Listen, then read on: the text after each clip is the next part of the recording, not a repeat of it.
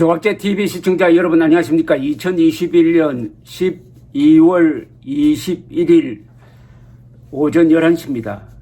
어제 법무부가 이례적으로 박근혜 전 대통령의 건강 상태에 대해서 이런 설명을 내어놓았습니다. 6주 이상의 치료가 더 필요하다는 정형외과, 치과, 정신건강의학과 등 전문의 의견에 따라 입원 치료를 계속할 예정이다. 박 전 대통령은 지난달 22일 서울 삼성병원에 입원해서 지금 치료를 받고 있는데 내년 2월 초까지 입원 치료를 연장한다고 합니다. 그래서 법무부가 병명은 이야기하지 않고 어디서 치료받고 있다는 정도로 이 짤막한 정보를 제공을 했습니다. 박근혜 전 대통령은 만 69세인데 이 건강이 매우 악화되었다고 합니다. 어깨와 허리 디스크 질환 외에도 정신건강의학과와 치과 치료를 받고 있다는 사실을 법무부가 처음으로 공개한 겁니다. 만약 박 전 대통령의 건강 상태가 계속 나빠지면은 교정 당국이 직권으로 형 집행정지를 신청해서 박 전 대통령이 석방될 수도 있습니다. 사면과는 별도입니다. 박 전 대통령은 장기간 수감 생활 등이 이어지면서 정신적으로도 불안정한 상태가 아닌가 하는 생각이 듭니다. 지난 22일부터 입원한 삼성 서울병원에서 정신건강의학과 전문의로부터 관련 진단과 치료 등도 병행하고 있다는 게 언론 보도입니다. 그래서 법무부가 수감 중인 전직 대통령의 정신건강의학과 치료 사실을 공개한 것은 매우 이례적이거나 아주 상당히 좀 문제가 있다는 뜻으로 보입니다. 박 전 대통령은 2006년 5월 지방선거 유세 도중에 커터칼로 이렇게 피습을 당해서 목에 한 11cm나 되는 자상을 입었습니다. 3시간 내에 걸친 봉합수술을 받았는데 이 상태로 해서 이 근육에 문제가 생겨서 음식을 섭취하는데 상당히 어려움을 겪었다고 합니다. 또 지병인 어깨 질환, 허리 디스크 관련 통증 여러 번 치료를 바깥에서 받았습니다. 2019년 9월 어깨를 감싸고 있는 힘줄이 파열되어 가지고 서울 성모병원에서 수술을 받고 75일간이나 입원한 적도 있습니다.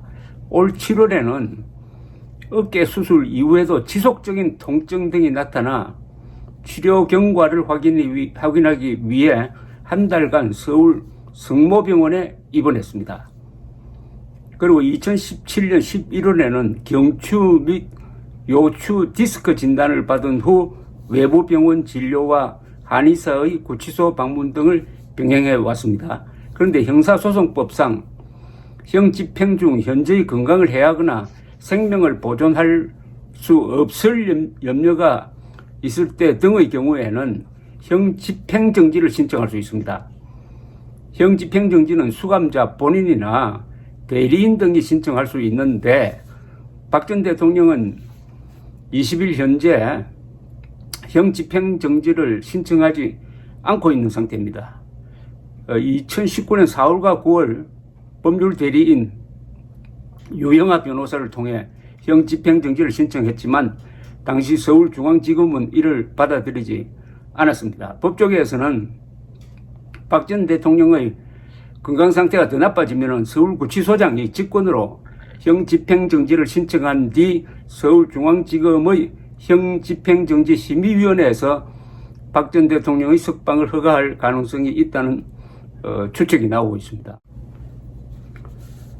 지금 박근혜 전 대통령의 사면은 지금 검토하지 않고 있다는 게 이 정부의 방침입니다. 박근혜 전 대통령은 현재 2017년 3월 구속된 이후에 그러니까 4년 8개월 동안 옥중 생활을 하고 있습니다. 청와대에서 대통령으로 재임했던 기간이 4년 1개월입니다. 그보다 7개월이 깁니다. 이게 적당한 비교가 될지 모르겠는데 전두환, 노태우 두 분이 12.12 그리고 5.17 신군부 집권 등등과 관련해 가지고 재판을 받고 수감 생활을 했는데 각 한 2년 정도 수감 생활하고 나왔습니다. 그러니까 두 사람, 전두환, 노태우 두 사람을 합친 실제 수감 기간보다 지금 박근혜 전 대통령이 더 깁니다. 더구나 박근혜 전 대통령은 불구속 상태로 재판을 받지 않고 구속 상태로 재판을 받았습니다. 이때부터 박근혜 전 대통령의 인권이 유린되었다고 봐야 안 되겠습니까? 전직 대통령이 도망갈 염려가 있습니까? 그런데 불구속 상태로 재판을 하는데 보통 6개월이면은 풀어줍니다. 6개월이 구속기간인데 그것까지도 연장을 해가지고 그래 최종적으로는 20년이 넘는 지금 실형을 받고 있는 상태입니다. 박근혜 전 대통령에 대한 이 문재인 정권 또 넓히면은 문재명 세력의 어떤 계급적 증오감을 느낄 수가 있습니다. 이념적 증오감을 여기서 확인할 수가 있습니다. 문재명 세력의 김정은에 대한 태도, 굴욕적인 태도와 박근혜 전 대통령에 대한 증오감, 여기에 어떤 비밀이 있을 것입니다. 김정은의 할아버지 김일성에 대한 태도와 박정희 대통령에 대한 태도가 바로 한 사람에 대한 정오감과 또 다른 사람에 대한 굴종적 자세로 나타나고 있다면은 이것은 계급적 어떤 가치관에서 나온다고 보면은 정확합니다. 계급 투쟁론이 무서운 것은 거기에 한번 빠지면은 사람을 사람으로 보지 않습니다. 사람이 추어탕을 먹을 때 미꾸라지에 미안하다는 생각을 가지고 추어탕 먹는 사람은 없습니다. 계급 투쟁론자들, 공산주의자들 또는 유사 공산주의자들, 이들이 인권 탄압하거나 인간을 말살할 때 사람에게 미안하다고 하면서 한다면은 그렇게는 안 할 겁니다.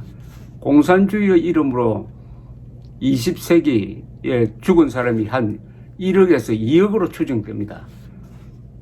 그들 계급투쟁론자들 눈에는 미꾸라지처럼 보이는 거죠. 내년 3월 9일 선거는 결국 계급투쟁론자와 자유민주주의 세력의 대결이고 그것은 더 뿌리를 거슬러 올라가면은 김일성 세력과 대한민국 세력의 대결입니다.